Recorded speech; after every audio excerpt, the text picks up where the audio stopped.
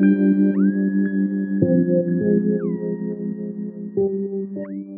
everybody, I'm Philip, and I have been trying to record this video for the last half hour because someone decided it would be a good idea to run their snowblower at 11:30 at night. I hate Ohio so much. And also have the hat and the gloves on because while I record, I can't run the heat because it's central heating. It's very loud. It is currently 21 degrees outside. I hate Ohio so much. We are not here to listen to me ramble on about my malaise and living in the Bible Belt and Midwest of America. We are here, as the title says, to talk about Borderlands 3. I have wanted to do a video on said game for a long time, about a year. My history with Borderlands goes all the way back to 2008 when I was following the first game online and through Game Informer and was super psyched to get it. It came out and I fell in love with it immediately. It became my favorite new franchise, favorite like modern franchise. Yeah, just fell in love with the game. Part 2 came out. Part 2 was even better. Pre-sequel came out. Not as bad as people think. I think that 2K Australia really got shafted on that game and they had something there. I enjoyed the game for what it was. So understandably, I was super excited about 3 and was following it like crazy. Then it came out and I played it. I have beaten the game on all 4 of the Vault Hunters. I consider my main to be my little badass Mose. And while playing the game, issues arose with a few things. I have quite a few issues with Borderlands 3. Quite a few issues with Borderlands 3. 99% of them center around the writing.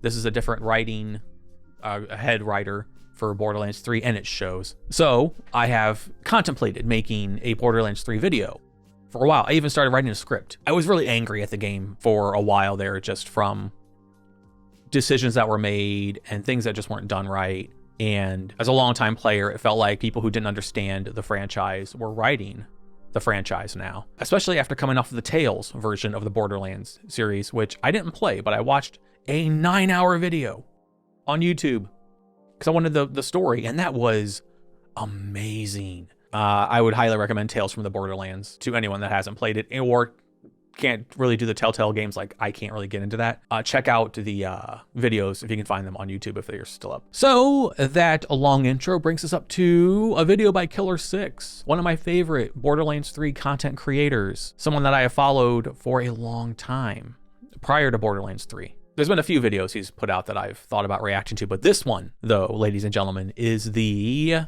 initial first Borderlands 3 video I will do on this page as a reaction, and it is called Top 10 Requested Changes for Borderlands 3. And this piqued my interest immediately because I have another idea. See, this is real time, y'all. I wrote down my 10 right here that I would change. I just thought of another one, so I'm gonna cross off my number 10, kind of a snarky one, and we'll make this one number 10. But yes, I've written down 10. I did this earlier while waiting for snowblower person to stop snowblowing at almost midnight. We're gonna see how many of Ki11er's choices match up with mine. See if we're on the same page or not. A lot of mine are the plot, but I try to make some choices as far as gameplay and mechanics. So it's not all just about the writing and me ranting about how horrible Borderlands 3 is written, because it is. The storyline is garbage. But aside from that, there are other issues that I have with the game. So without further ado, let's get into the reaction. We're going to place the headphones on.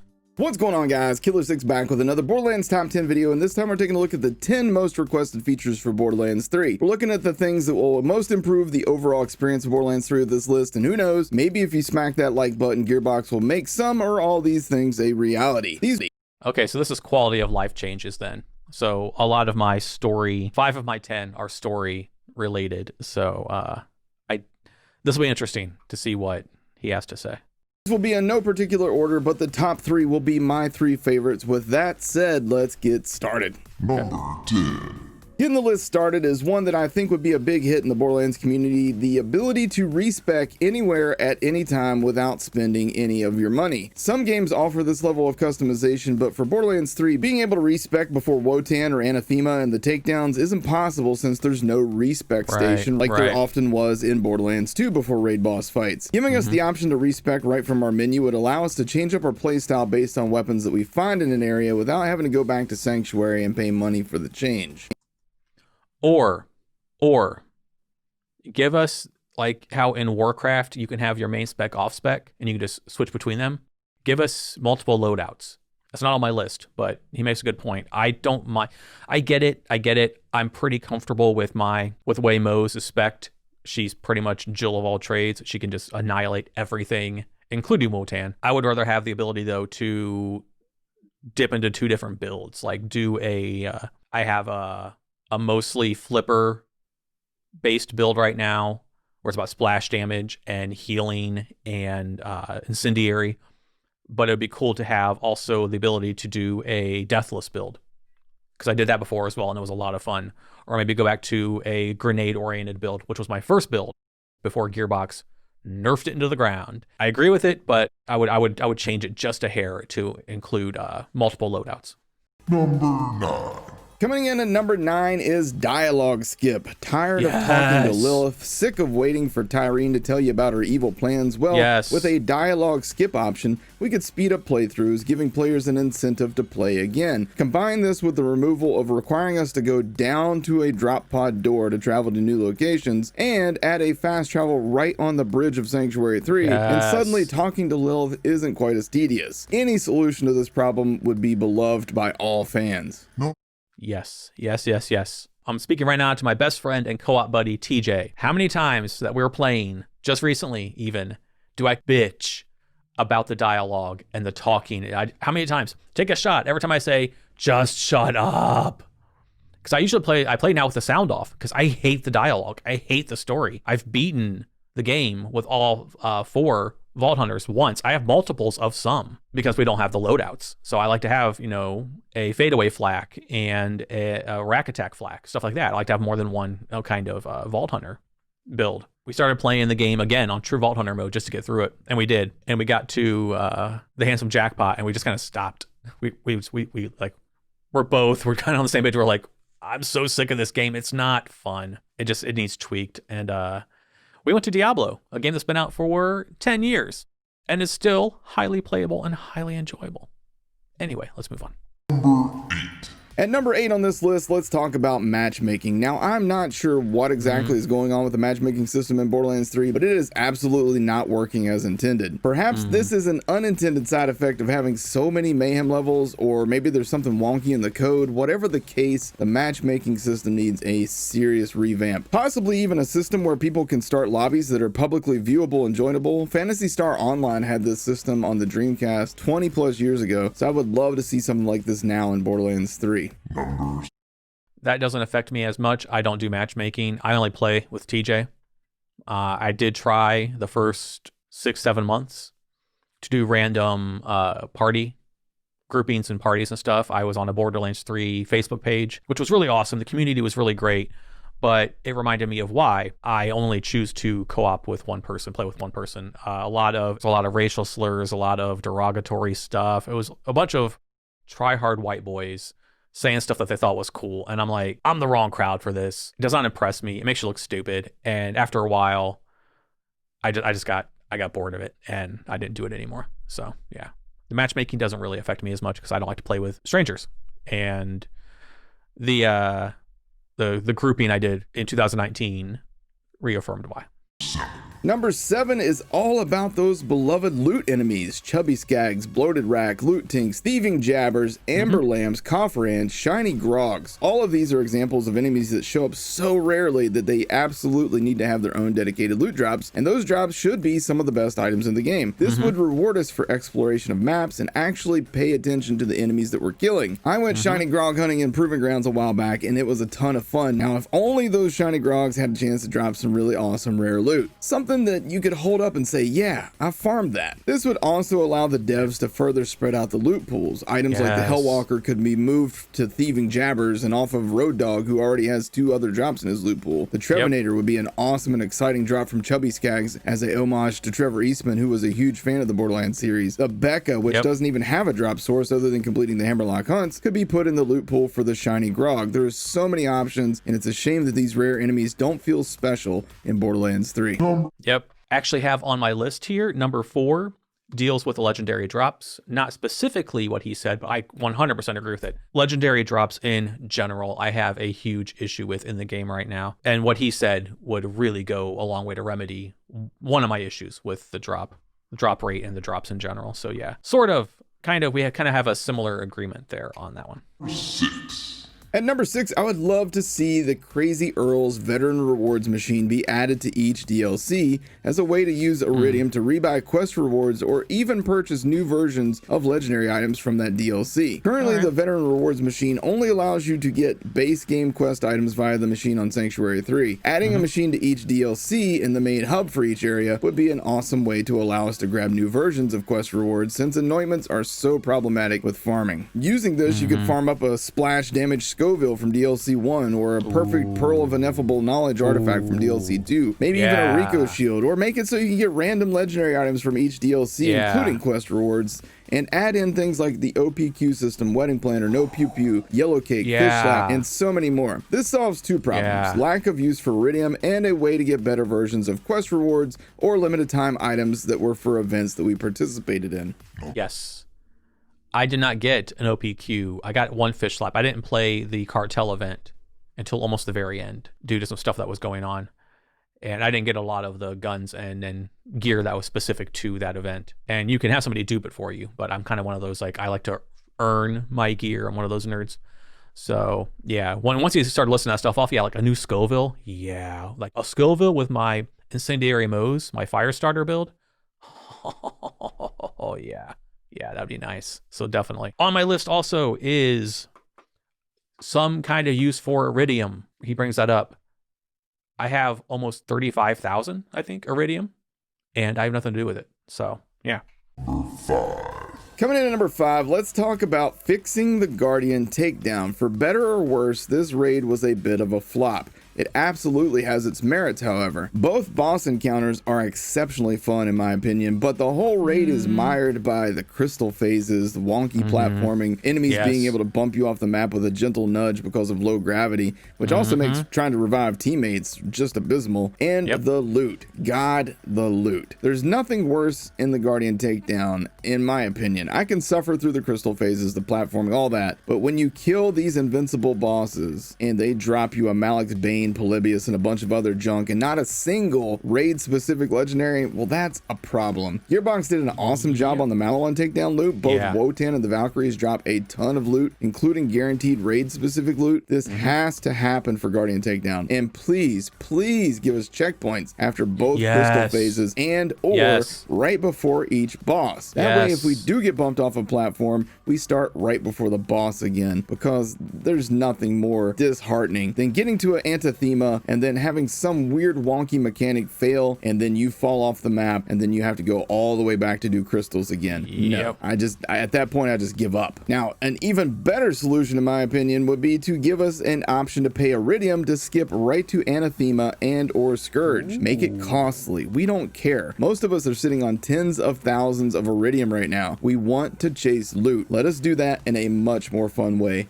Yes, 100% yes to that. I've only done the newest takedown one time, and I beat it first time through, but I vowed never again to do it. It wasn't fun. I went back on my word. TJ and I did it maybe a month ago. We tried it. We got to the first boss. I had the boss down to like a sliver of health, and then I got screwed in a jump off a platform, and it started us back at the beginning, and we finished playing for the night after that. I agree with everything he said there, 100%. 100%. The Malon takedown is so much fun. We would grind it every time we'd play because it's just such a fun takedown to do. One of the most requested features is the ability to reroll anointments on gear. We're literally sitting on crazy Earl levels of iridium over here with nothing to really spend it on. Maybe to make it more interesting, you would have a machine for this, like the grinder from the pre-sequel. You have to put in one item, which will be the item that you want a new anointment on, and then the second item, which has the anointment you want. Then you add iridium and press the button, out pops your new and improved weapon, shield, or grenade. This could even be expanded to changing elements on items if enough people were interested. Personally, I'm not a fan of games where you have to craft things, but I do think it would be nice to have the option to swap out weapon parts if you have matching weapon types. Maybe even have a rare weapon that can only be obtained by collecting rare weapon parts and combining them. I don't know, this might be too far off on a tangent. Maybe something more for Borderlands 4 at this point. Number 3. I agree with that. All right, how about this? Imagine that normal mode in Borderlands 3 was levels 1 through 65, no mayhem mode options whatsoever, no anointments whatsoever, just classic fun Borderlands gameplay. Legendary drops would be 10% from bosses across the board. World drops would be back to that lower percentage like Borderlands 2, maybe a smidge higher. But we want legendary drops to feel special, right? We know this is achievable because Arms Race has shown that the game can be balanced well without mayhem modifiers and anointments. This would only require a few minimal changes from the system we currently have, namely making normal mode enemies and missions scale to your level as you play, and then make true Vault Hunter mode be what we currently have with Mayhem levels, modifiers, all that stuff if you want it, or Mayhem 11 if you don't want to bother with the Mayhem modifiers. This would give us an actual reason to do true Vault Hunter mode. Right now, true Vault Hunter mode is literally pointless. If you run Mayhem levels at all, there's no difference between normal and true Vault Hunter mode. They're identical with Mayhem enabled. The downside being that you would likely be required to do a second story playthrough on true Vault Hunter mode to unlock Mayhem mode, but maybe just give us an option to skip replaying the story if we don't want to. Yes. I have legendary drop issues written right here. That is one of my biggest ones. When he said make it more like Borderlands 2, more like Borderlands 2, right there. Yep. Coming in at number 2, Pearlescence. Pearlescence returning to Borderlands 2 would be huge with this game because right now there's no real chase for extremely rare loot like there was in Borderlands 2. In that game we had Pearlescence, and then we had pearls that were locked behind higher OP levels with only like a 1% chance to drop on lower OP levels. We also had things like the Twister that you could only get from Ak, the Chopper, which was only droppable from Dexidius, the Cobra, and so many other ones that were really hard to get. 94 Sham, anybody? In Borderlands 3, the hardest thing to get is the anointment roll that you want on the item that you're currently farming. Give us something to chase is basically what I'm saying here. Naturally, with Pearlescence, that leads me to Number 1. raid bosses. In Borderlands 3, we have Wotan, the Valkyries, Aista, the allegedly invincible, Anathema, and Scourge. There's also challenging bosses like the Psycho Reaver, Evil Lilith, Sponge Boss. But what I think Gearbox has done very well are the 2 takedowns. And while I enjoy the Maliwan takedown, the Guardian takedown obviously was not a big hit with the community at large, mostly due to lack of checkpoints and lack of quality loot, as I mentioned earlier in the video. What the Guardian takedown did very well, though, in my opinion, were the boss fights. Anathema was a fun fight to me. Having to move and avoid the exploding platforms to me felt like old school boss fights from back in the NES era video games. And I know a lot of people will complain and say, but I hate those immune phases. And I'm with you, I hate immune phases too. But that's what was good about Anathema. The immune phase required you to do something while you were waiting for the immune phase. So unlike Aista, it wasn't just stand there and hold the trigger. Same with Wotan and the Valkyries. Gearbox has proven that they can make some awesome boss fights. It's just a shame that with the Guardian takedown, it's mired by the tricky and unfun platforming, the annoying crystal charging phases with what feels like a never-ending supply of just bullet sponge mobs, and their only goal is to like make the crystals take longer to charge than it needs to, and just the lack of checkpoints and loot. But I think Gearbox hears our complaints on this takedown, and I think that they would use that knowledge to make better boss encounters. So while I wouldn't mind another takedown or 2, I would also love a traditional raid boss or 10 sprinkled in there as well. Perhaps a Moxie's Underdome of Digistructed raid bosses of the past. The current Vault Hunters could test their mettle against Terramorphous, Vermivorous, Hyperius, the original Kralmarax, the son of Kralmarax, Pyro Pete. Hell, I'll even take the annoying Master G fight at this point. We just need some in-game content. With that said, there has been an interesting development while recording this video. On the 18th of December, Randy Pitchford had tweeted out all the things that were actually done by Gearbox in 2020, and it was a substantial list. And one of the responses was from this guy who said, all that and still no raid bosses. And I absolutely agree with that sentiment, if not necessarily the way that you went about saying it. But Randy responded to that with a nice little reply that says, the game already includes multiple takedowns, which is a meteor take on that idea. That said, stay tuned for more news soon that I think will make you happy. And then later on that same day, somebody else said, yeah, whatever, open the door in Ascension Bluff and slap a thick ass raid boss in there. And Randy once again responded with, stay tuned. This gives me some hope. Now, granted, they've kind of hinted that they were going to do something with the Ascension Bluff door. And if you don't know what I'm talking about, there's a door in the map Ascension Bluff that you just can't go through it. And we have seen from pre-release footage from IGN that there was a Vermivorous style raid boss behind that door, but currently in the game there's no way to access that door to get in, so we've been constantly hoping for some way to get in there for a while now. I hope you guys enjoyed this top 10 list of changes that Borderlands 3 needs. If you did, then hitting that like button would be greatly appreciated. Let me know in the comment section down below, what would you change? And don't forget to subscribe for more Borderlands content, including playthroughs, top 10s, item guides, consistent hotfix and patch notes videos. Thank you guys for watching. An ad at the end? Whatever. All right. That last one I pointed when he said the Digistruct old bosses. TJ said that word for word. Word for word, he said that, and I agreed. Yeah. Give us Vermivorous, give us Cromarax, Pyro Pete, give us all that. All those good bosses that we fought before. I would love to see what Moze could do against Vermivorous. Overall, yes, 100%. Some of that stuff doesn't affect me as much, like the matchmaking and whatnot, but a lot of people actually do it, so I can see that it would be important to the fan base on a whole. If I had to add anything onto this list to make it a top 11 list, it would be bank space. There's not enough bank space in the game. There's a lot of it. There's, I think, 400 slots right now, but it's for every character. One bank for all your characters. If you have multiple characters like I do, and multiple versions of multiple characters, you're gonna run out of room. My solution was to either do 2 banks, one that was like your character bank, and then one that was like the shared bank across all characters. So you have one character specific bank, and then, you know, a bank for everyone. Or if you want to keep it one bank for whatever reason, then do tabs. Like a different tab, like 4 tabs, one for each Vault Hunter. So you can store all of your Moze gear and all of your Zane gear and all of your Amara gear and all of your flak gear, you know, in certain slots. It would help in the way of gear just not feeling so bogged down all in the bank together. You could put your rack attack oriented gear or your Sentinel oriented gear or your Iron Bear, Iron Cub gear in those certain tabs. I think it would just be so much easier. I don't know why they didn't. Borderlands 2 was perfect as far as the Borderlands universe goes, in my opinion. I replayed Borderlands 2 countless times. I was playing Borderlands 2 up until Borderlands 3 came out. It was that fun. From just DLCs that were really fun and legendaries that felt important. When you got a legendary in Borderlands 2, you earned it. Didn't just have your friend dupe it and mail it to you. But that's another rant for another video. I agree with everything he said here, specifically on, you know, we need to spend Iridium on something and give us something to do. I said while it was playing, the game is so boring. It's so boring. The loot is broken. We don't need to see 5,000 wood blockers or ASMDs. Okay, you buffed them, awesome, but they're still... So yeah, what he said, like, why don't we have a grinder type vending machine that we had in pre-sequel? That was fun. As he pointed out, and I could add to the list, there's a lot about this game that needs work. It's a fun game. It is. I wouldn't have played as much as I have with all the Vault Hunters if I didn't enjoy the gameplay. And that is the most often used phrase when people talk about Borderlands 3. The gameplay is fun, and it is. They nailed the gameplay.